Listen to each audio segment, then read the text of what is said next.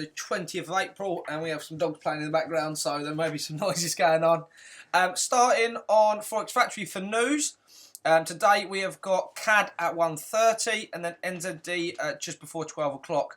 We'll all be asleep by then, so just be prepared for that if you're holding NZD trades. Have stop loss to entry. Tuesday we just have USD. That's twice, 1:30 and 3 p.m. So that's a double whammy for you there. Wednesday we have GBP at 7 a.m. So just before you roll your eyes out of bed, remember you think about that if you're in any GBP pairs. Thursday we got Euro at 8:30, and then we got GBP at 9:30, and then from there clear day. And Friday we just have GBP at 7 again. So not a bad day of trading. A couple of bits of high impact news. I don't think they moved the markets too much. And let's get stuck into what I'm actually looking at this week. First of all, Euro USD. We've got the 4-hour time frame. We have got an inverted head and shoulders pattern that is rejected a weekly support zone as well as the weekly 50 EMA. Shoulder, head, shoulder. Not perfect. This high is higher than these, but it does work as a pattern. Prices then pushed up. We got a pullback. We didn't get a deep enough pullback. We had a pullback from here into this area to the 4-hour 50. Didn't happen. Well, leave that alone. Price then continued to push up. We had a gap out here last week. Price pushed all the way up, creating new higher highs. And then we come back to create a new higher low. Don't know why I got it lower over there. It should be higher low. Bear with me 2 seconds. Capitals. New higher low there. And what I'm looking for now is to catch a trade from the 4-hour 50 up to these previous highs here somewhere. Is what we're looking for. We're going for a 1 to 5. And what if we go down to the 1 hour time frame, I'm going to show you what I'm looking at now, is what price has done. Price has pushed all the way down. We've got a gap out this morning, or last night at 10 a.m. open. So price has pulled back up. We're now going to look for a second test. I'd like to see price come back down, test the 4-hour 50 again. We can either catch a trade from there and have the stop loss right behind, or we can wait for a push and exhaustion and have stop loss here. But depending how that plays out and what that looks like is what I will take. So if that's a really clean setup and price pulls back here, rejects on the 1 hour time frame, we've got a morning start. I will be looking to place a trade from about here somewhere, and I'll stop loss still at 40 pips. And that'll keep us nice and safe beyond the 4-hour 50. If not, it's a little bit messy. I'll just wait for the push and the exhaustion and catch a smaller time frame MSBC trade, even though it is already an MSBC trade. We catch that on the smaller time frame and run it from there and still have my stop loss just beyond the 4-hour 50 and this low. So that's what we're looking at. Nice and simple stuff we're trying to trade this week. From that, we are now going to the AUD CAD. Both AUD pairs have had a big gap out at the open. So I'm just ignoring the gap out. The gap out here is basically not normal market movement. So price will continue pushing down and then tested the 4-hour 50 and pulled back. So again, I'm now waiting. You can see it's actually changed since I've done my analysis. I'm waiting for price to come back down again and also test that 4-hour 50 for a second time, and we can look to grab a trade similar to the Euro USD trade for long for a 1 to 5 again up to the area of just above where there was some stuff. If I go look, always look left. I'm trying to look left if it loads. Nothing at all left. Right, so we are looking to take just above that high. So we want it to create a new higher high before it pulls back. So I don't want to be in it when it pulls back, because if we then try to go for a longer trade and price comes up and then pulls back right down into here before pushing back up again, we might probably end up waiting another week for the trade. So I'm happy just to get in and out 1 to 5. If price does pull back up here, pulls back, double pull back like this, pulls back into test into these highs before pushing back up, we just grab another trade from this area up instead of just trying to hold that trade longer and having more risk into the market. So I'll show you the actual time frames. We have a 4-hour time frame.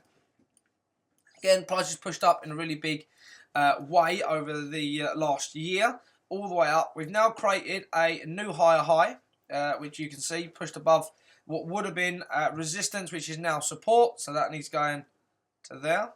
And then that is our resistance up top. We're not going to trade to the resistance because that's just being greedy. And we don't need a 1 to 12 risk to reward ratio. Would that be 1 to 10? Yeah, 1 to 10. We don't need a 1 to 10. Happy for a 1 to 5 to play out there. 1 to 5.1. Be... Well, bear with me. There. So you just got to ignore, when price is not doing normal movement, I would just ignore it and then just step onto what it plays down. So that gap out, we can clearly see that wasn't normal price action. So we're just going to continue as if it had done normal price action, continue pushing down. But we just got to wait. So we're going to see, again, I need that pull back into here and that good rejection. If not, I will place a trade here and have a slightly bigger stop loss. So I'm at 20 pips, probably end up with a 30 pip stop to get me below that low and then work away from there. So AD CAD is also looking promising. AD JPY, not so much. Price has had the big pullback. We had a really big push all the way back up, and now price is looking to pull back again. We did have that open here. It pushed all the way up. We need to see price correct that and come all the way back to the 4-hour 50 before making a decision if I'm going to go long or if I'm going to go short. So we have to see what price is going to do around that area. As you can see, we're getting marked out. I'd like to see price come back to test that and then give us a little bit of market structure on the 1 hour time frame, maybe a little double bottom or something like that before pushing all the way back up for a trade itself. We're going to go long trade. That's a new feature. You can actually see that it says long here, and that says short. That's quite a neat little feature by TradingView. Massive stop there, don't need that. 30 pip stop, and we run that up to the high there. You look perfect. 1 to 4.5, 1 to 5 if you wanted to. An easy run that. You could have run it if you wanted to, but for a 1 to 7.5, but I'm not overly fussed about that. 1 to 5.1 will be perfect. So let's go. Let's see if that can happen. A little bit of a longer play. This one we've got a little bit more movement there. Let's actually have a look at the overall run on that. Where is the ruler? There's the ruler. So we're still looking at 75 pips needs push. So this is going to be a little bit more bigger play. Maybe Thursday or Friday play out on this one. Enter the CHF, nothing at all to mark out on this one. I was trying to catch that short trade all the time, and it just kept having me from this area. I think I did it 3 times. It had me out 3 times or twice, and one was a break even. Now we're going to test above the 4-hour 50, and it's gone right back below the 4-hour 50. Just not clean or clear market structure. So going to stay away from this one for a minute, see what goes on. We have got a head and shoulders pattern playing out, which I've already marked previously there. But it's just working on it. I thought it was going to push up further and come up to this sort of area here before pushing back down, but he doesn't really know what he wants to do. Again, you can see it's moving sideways compared to this movement over here.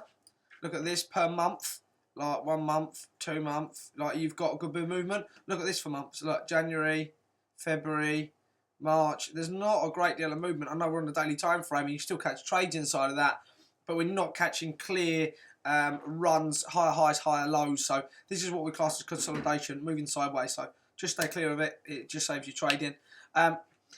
UNZD had a trade on this last week. It was the only trade we did have last week, and that stop loss instantly. Was in the sort of right direction.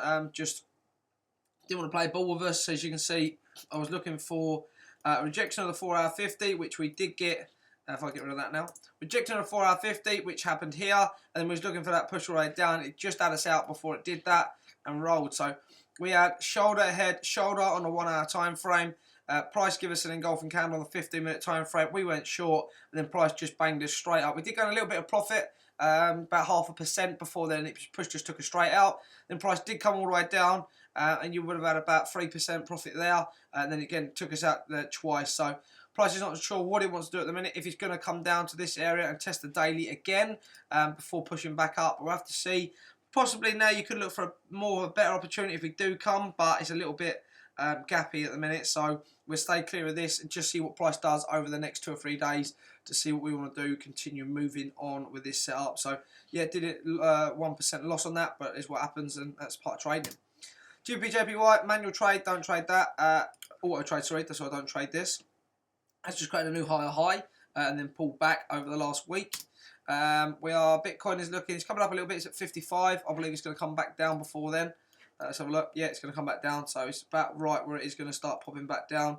I think it'd be like mid to low 40s, where it was before, 45, something like that, before then pushing all the way back up and possibly creating a new higher high. I believe it is going to do a new higher high, 100 grand by the end of the year, but just see how it gets on. XRP, just around the pound mark again, and still around the 7p mark for Dogecoin. So as we're looking at for the week ahead, we will be keeping you updated on any trades I place. and basically EURUSD is looking my favourite one at the minute, but we'll have to see what plays up. Nothing too special so far, just everything rolling on from last week, which is quite good. Sometimes you haven't got to do a lot of analysis, then you just kind of flow on from what you had previous week, and let's go from there.